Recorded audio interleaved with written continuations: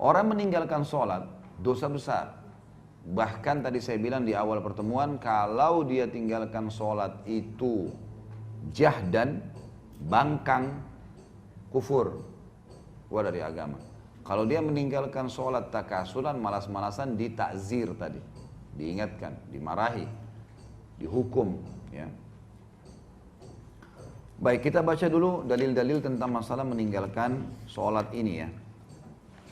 Baru kita masuk nanti penutupan insya Allah masalah tata cara sholat itu sendiri. Kata beliau di sini penulis buku mengangkat firman Allah surah Maryam ayat 59 sampai ayat 60. A'udzu billahi minasyaitonir rajim. Fa khalafa min ba'dihim khalfun adha'us salata wattaba'us syahawat fasawfa yalqawna ghayya illa man taba wa amana wa amila salihan fa ulaika yadkhuluna jannata wa la yudlamuna syai'a. Tentu ibu-ibu yang pegang buku, ada di ayat yang saya baca di atas, ada titik-titik disambung di bawah di footnote ya. Sambungan ayatnya ada di bawah itu. Footnote nomor 3. Ya. Maka datanglah sesudah mereka, orang-orang yang tidak sholat itu efeknya bahayanya adalah akan datang generasi setelah mereka juga yang tidak sholat. Gitu kan. Dan setiap orang yang meninggalkan sholat maka pasti akan mengikuti hawa nafsunya. Dan mereka kelak akan menemui kesesatan. Nggak ada lagi panduan. Kalau tidak sholat, udah hilang semuanya nih. Sholat ini penenang jiwa. Kecuali orang yang taubat, beriman dan mengerjakan kebaikan, maka mereka itu akan masuk surga dan tidak dizalimi sedikit pun. Ini dalil yang pertama tentang masalah meninggalkan sholat. Larangan, ada ancaman. Mereka akan sesat kalau tidak sholat.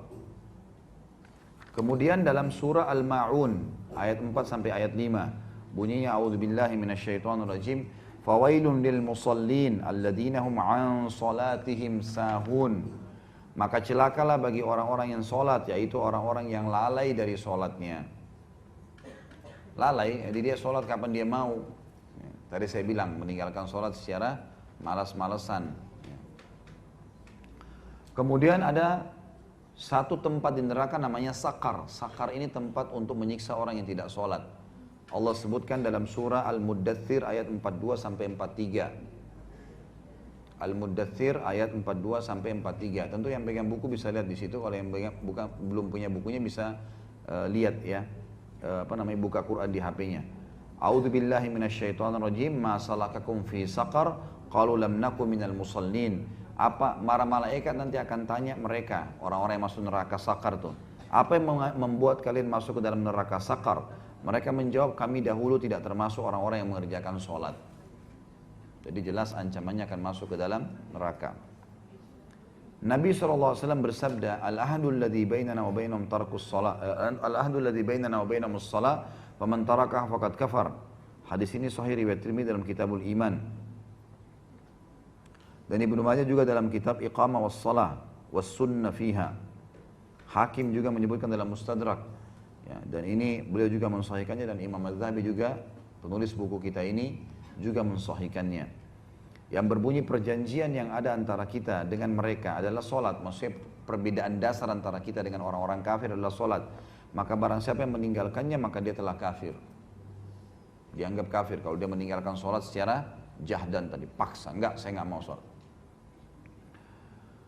Kemudian juga dalam hadis Nabi SAW yang berbunyi, man fatathu salatul asri habita amalu.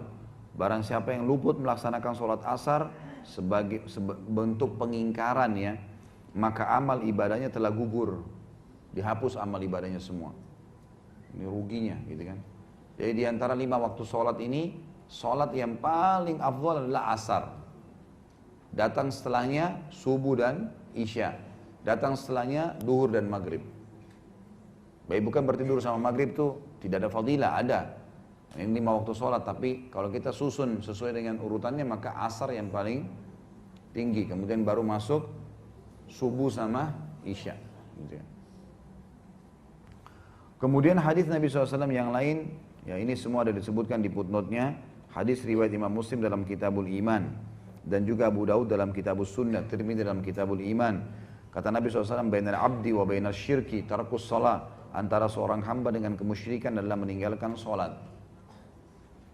Hadis yang lain riwayat Imam Ahmad, juga Al-Mundhiri menyebutkan dalam Targhibut Tarhib dan Beliau mengatakan atau berkata diriwayatkan oleh Ahmad dan Baihaqi dan para perawi-perawi Imam Ahmad semuanya thiqah, dapat terpercaya. Ya. Kata Nabi SAW, "Man taraka salat muta'ammidan faqad bari'at minhu dhimmatullah." Barang siapa meninggalkan salat secara sengaja, maka sungguh jaminan Allah telah lepas darinya. Maksudnya jaminan makanan, jaminan minuman. Kita semua ini ibu-ibu sekalian kalau jaga 5 waktu sholat, maka dipastikan semua yang kita butuh hari itu dipenuhi sama Allah. Udaranya, cahayanya, makanannya, minumannya, Allah kasih semua. Asal jaga 5 waktu sholat, karena Dia menciptakan langit dan bumi. Dia menciptakan semuanya. Umar bin Khattab berkata, "Ama innahu la hadza fil islami li ahadin adha'a as-salah." Ketahuilah tidak boleh diberikan kedudukan sedikit pun dalam Islam bagi seseorang yang menyia-nyiakan atau meninggalkan sholat. Gak boleh ada jabatan, gak boleh dihormatin. Gak sholat, gak bisa. Sampai para ulama mengeluarkan sebuah hukum fikih bahwasanya seorang wanita termasuk udzur syar'i cerai sama suaminya kalau suaminya gak sholat 5 waktu. Masuk dalam udzur syar'i. Dia gak dilaknat. Kan perempuan kalau minta cerai tanpa udzur syar'i kan dilaknat sama Allah. Gitu kan? Jadi masuk dalam udzur syar'inya adalah kalau tidak sholat. Harus diingatin, nggak boleh, ini nggak boleh memang masalah sholat. Makanya ibu-ibu itu ajarin anaknya sholat, ini sholat jangan main-main. Kata Nabi SAW, suruh mereka sholat di umur 7 tahun dan pukul di umur 10 tahun. Nggak bisa main-main, harus. Sholat nomor 1 bagi mereka.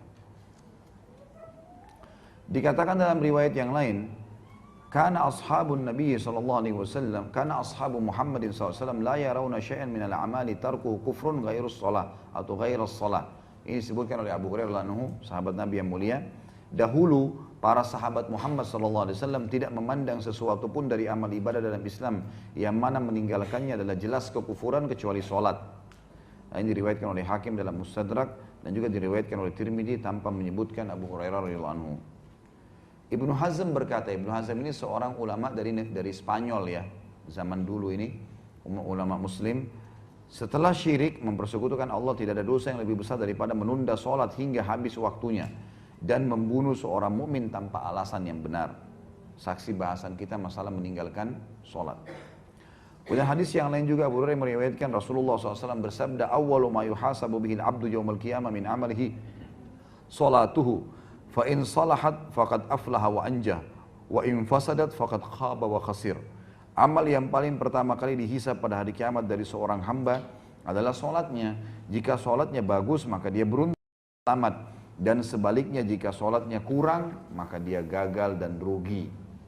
Hadis ini dihasankan oleh Imam Tirmidzi.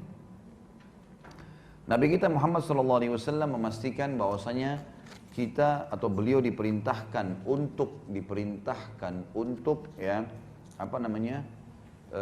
memerangi orang-orang sampai mereka sholat. Sebagaimana hadis beliau, umirtu an uqatilan nasa hatta yashhadu an la ilaha illallah wa anna Muhammad Rasulullah wa yuqimus shalah wa yu'tuz zakah fa in fa'alu dzalika asamu minni dima'ahum wa amwalahum illa bihaqqil Islam wa hisabuhum 'ala Allah. Aku diperintahkan oleh Allah untuk memerangi manusia sampai mereka mengucapkan syahadat. Asyhadu an la ilaha illallah Muhammadur Rasulullah. Aku bersaksi tidak ada yang berhak disembah kecuali Allah, Muhammad adalah hamba juga utusannya. Lalu mereka mendirikan sholat, mereka membayar zakat. Apabila mereka telah melaksanakannya, maka mereka telah melindungi darah dan harta mereka dari bahayaku, kecuali disebabkan hak Islam dan perhitungan mereka kembali kepada Allah. Nah, jadi memang Islam ini diperintahkan oleh Allah SWT kepada Nabi SAW untuk disebarin sampai mereka syahadat, sholat dan zakat. Ya. Kalau mereka melakukan maka mereka telah aman. Jadi saksi bahasan berarti ada ancaman orang yang tidak sholat. Kemudian hadis yang lain, tentu saya bacakan semua dalilnya. Saya agak percepat karena sudah mau jam 11 ya. Saya ada acara ceramah lagi tentunya. Saya akan bacakan dalilnya. Selanjutnya adalah hadis Bukhari Muslim.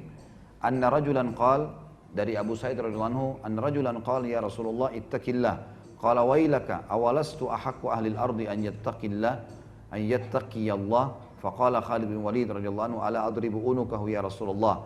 Faqala la la'allahu an yakuna yusalli. Bahwasanya seseorang laki-laki pernah berkata kepada Nabi SAW, bertakwalah, takutlah kau kepada Allah. Jadi kalimat ini berat sebenarnya kalau dalam bahasa Arab. Jadi seakan-akan kau ini salah gitu loh. takutlah sama Allah. Maka Nabi SAW sempat marah sama orang itu sambil berkata, ada apa denganmu? Bukankah aku adalah penduduk bumi yang paling berhak untuk takut sama Allah? Aku harus yang paling takut sama Allah. Kenapa harus kamu katakan itu? Maka sahabat Nabi yang lain namanya Khalid bin Walid radhiyallahu anhu berkata, ya Rasulullah, boleh saya penggal lehernya orang ini? Ini ngaco nih masa ngomong gitu. Saya penggal aja ya Rasulullah. Kata Nabi SAW, jangan. Barangkali dia termasuk orang yang melaksanakan sholat. Ternyata sholat ini menahan orang dari dibunuh gitu. Padahal dia sudah menghina Nabi SAW. Gitu kan? Jadi saking pentingnya sholat itu.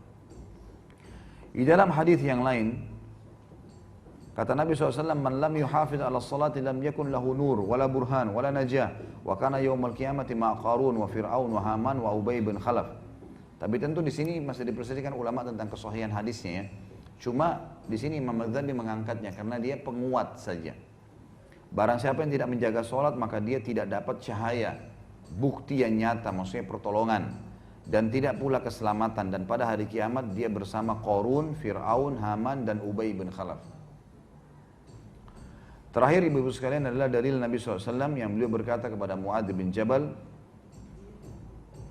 ma min abdin yashhadu an la ilaha illallah anna Muhammadan abduhu wa rasuluhu illa harramallahu ala nar. Tidak ada seorang hamba yang bersaksi tidak Tuhan yang berhak disembah kecuali Allah. Kemudian dia juga mengatakan Muhammad adalah utusan Allah, melainkan Allah akan mengharamkan baginya untuk masuk neraka. Maksudnya adalah di sini kata ulama hadis, syahadat ini akan mendorong orang untuk melengkapkan rukun Islamnya. Maka setelah itu dia akan kerjakan sholat, dia akan kerjakan zakat, dia akan puasa, dia akan haji, dan kalau dia kerjakan itu dia akan dapat jaminan surga. Kata penutup Imam Dzahabi, maka orang yang menunda sholat hingga habis waktunya adalah orang yang menanggung dosa besar. Kalau ada orang sengaja undur duhur misalnya, sampai azan asar, oh saya belum sholat nih, baru sholat, itu dosa besar. Tetap dia sholat, tapi tunda-tunda, sampai keluar dari waktunya, ini sudah dosa besar.